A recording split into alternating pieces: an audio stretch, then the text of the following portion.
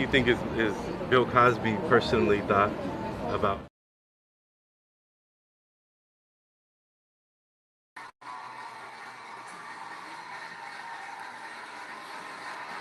Welcome back to the Totally Unrated channel, man. Breaking news. Hey, look, you know exactly what to do.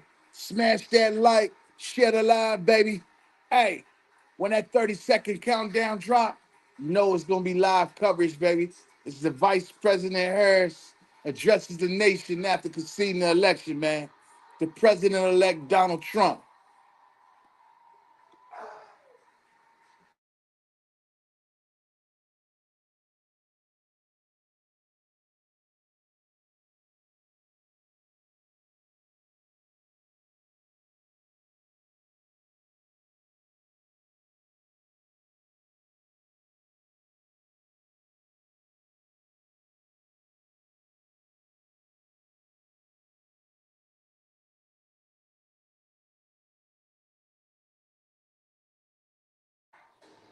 This is an ABC News special report. Y'all smash that like, share the live, baby. Special report. Good afternoon. We're telling you we want to take you to live pictures right now because Vice President Kamala Harris is about to come before the cameras at Alma Mahler, Howard University in Washington, D.C. to concede her loss to former President Donald Trump. The Vice President, of course, spoke to give a different speech last night. Here she is today after learning that she has lost the election to the former president. She's at her alma mater in Washington, D.C., where so many supporters have gathered last night, hoping that they would hear a much different speech from the vice president today, delivering this speech. Good afternoon. Smash that like, share the live, baby. We about to start. 30-second countdown.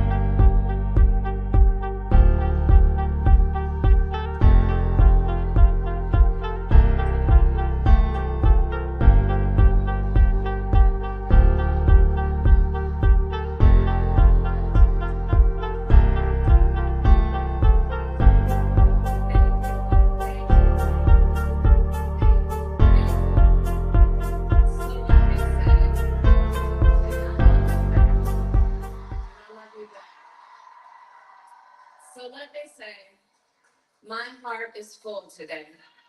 My heart is full today, full of gratitude for the trust you have placed in me, full of love for our country, and full of resolve. The outcome of this election is not what we wanted, not what we fought for, not what we voted for, but hear me when I say, the light of America's promise will always burn bright.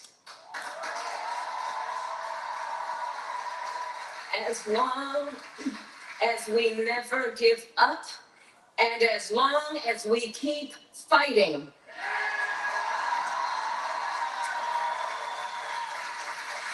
This is live coverage right now. Beloved Doug and our family, I love you. Special report.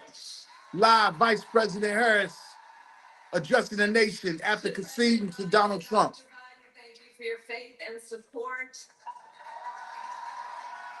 To Governor Walz and the Walz family, I know your service to our nation will continue. And to my extraordinary team, to the volunteers who gave so much of themselves, to the poll workers and the local election officials, I thank you all. Look, I am so proud of the race we ran, and the way we ran it, over the 107 days of this campaign. We have been intentional about building community and building coalitions, bringing people together from every walk of life and background, united by love of country with enthusiasm and joy in our fight for America's future. And we did it with the knowledge that we all have so much more in common than what separates us. Now I know folks are feeling and experiencing a range of emotions right now. I get it. But we must accept the results of this election. Earlier today, I spoke with President-elect Trump and congratulated him on his victory. I also told him that we will help him and his team with their transition, and that we will engage in a peaceful transfer of power.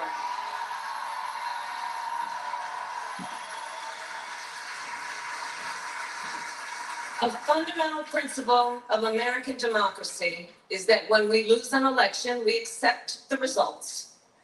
That principle, as much as any other, distinguishes democracy from monarchy or tyranny.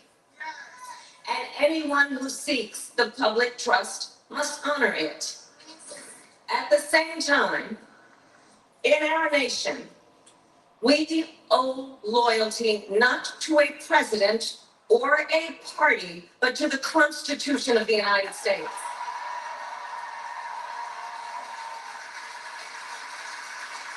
And loyalty to our conscience and to our God. My allegiance to all three is why I am here to say, while I concede this election, I do not concede the fight that fuels this campaign.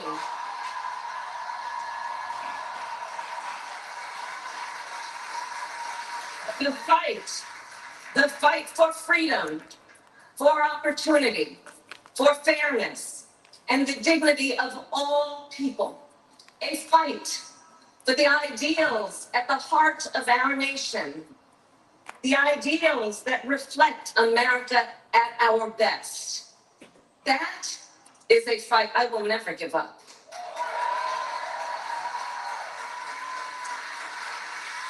I will never give up. Oh, they crying. A future where Americans can pursue their dreams, ambitions, and aspirations. Where the women of America have the freedom to make decisions about their own body and not have their government telling them what to do. We will never give up the fight to protect our schools and our streets from gun violence. And America, we will never give up the fight for our democracy, for the rule of law, for equal justice, and for the sacred idea that every one of us, no matter who we are or where we start out, has certain fundamental rights and freedoms that must be respected and upheld.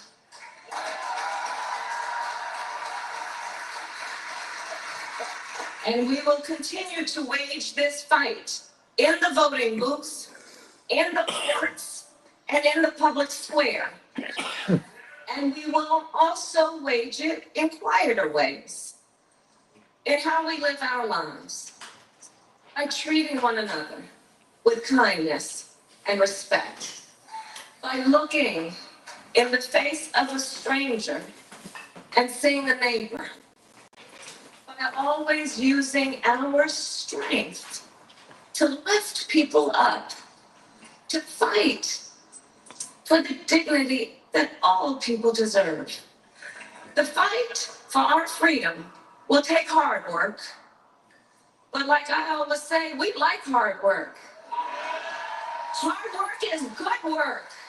Hard work can be joyful work. And the fight for our country is always worth it. It is always worth it.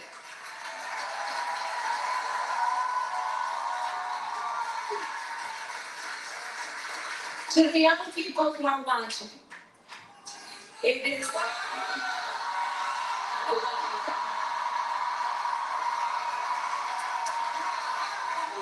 to the young people who are watching, it is okay to feel sad and disappointed. But please know it's going to be okay. On the campaign, I would often say, when we fight, we win. But here's the thing. Sometimes the fight takes a while. That doesn't mean we won't win. That doesn't mean we won't win. The important thing is don't ever give up. Don't ever give up. Don't ever stop trying to make the world a better place. You have power. You have power. And don't you ever listen when anyone tells you something is impossible because it has never been done before.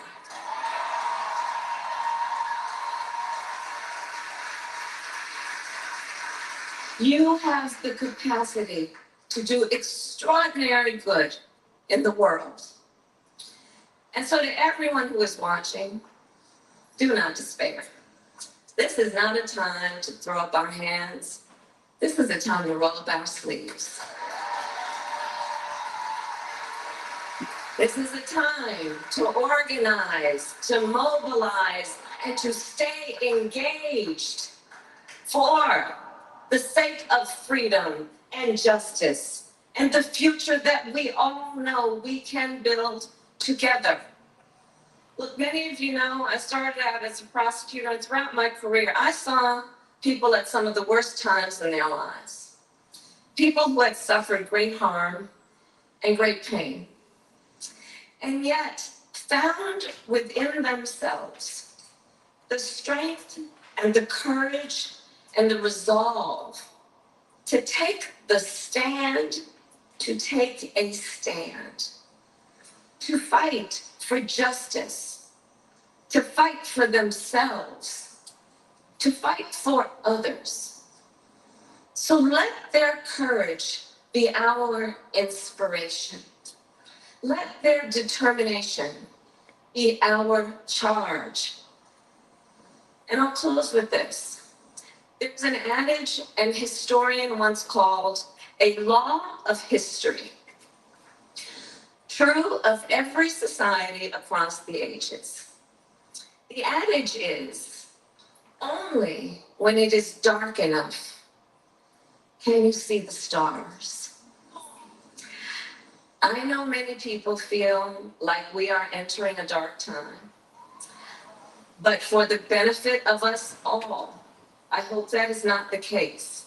But here's the thing, America, if it is, let us fill the sky with the light of a brilliant, brilliant billion of stars. The light of optimism, of faith, of truth, and service.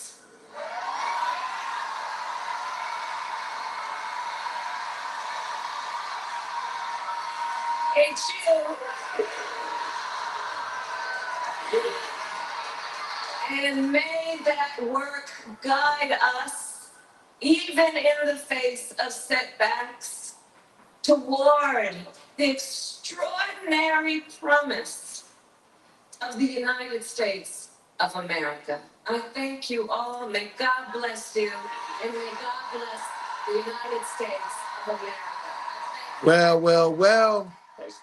That was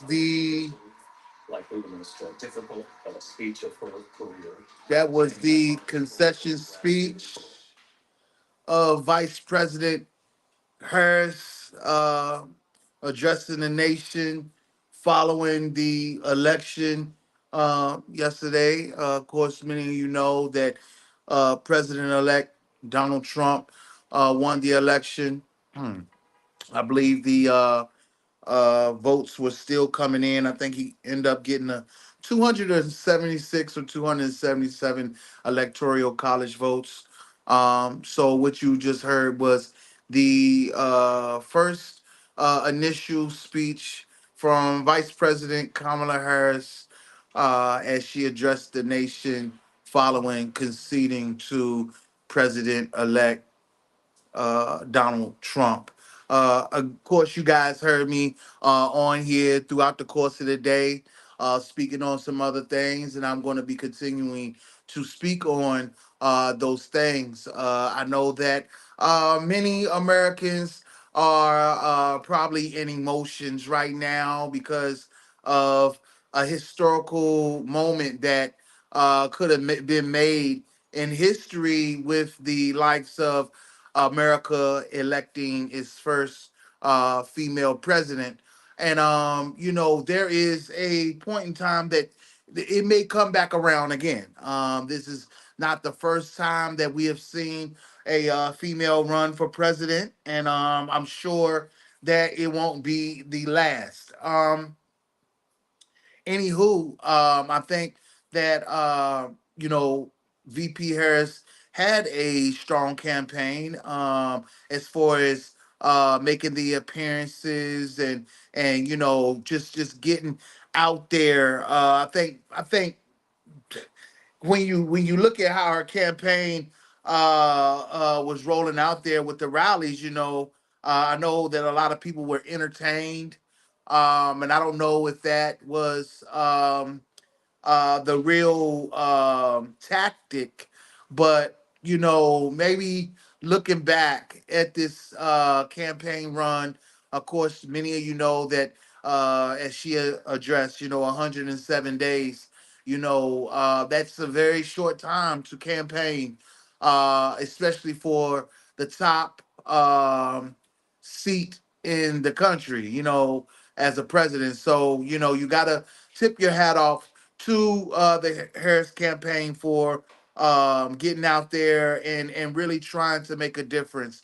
And I really hope that this is a move in a direction to unite these United States of America. I don't know. Of course, we're not here to promote anything, incite anything. I know a lot of things was different this time 4 years ago. But here we are. We're here now. Newly president-elect Donald Trump will be the 47th president in the United States of America. So congratulations to the Trump campaign for going out there and outlasting their opponent. So again, good job to the Harris campaign. Will we see Kamala Harris in 2028? Who knows? I'm sure that the media will make its rounds to asking those questions in the near future. Hey, man, this was just a little breaking news right here, giving you guys the exclusive live speech of Vice President Harris addressing the nation for the first time following her concession to the new president-elect Donald Trump. Hey, I hope you guys have a wonderful rest of your evening. Who knows? I may come back, but the thing of the matter is this right here, baby. The campaign still continues. The campaign still continues, and it's still free R. Kelly. Y'all have a great evening.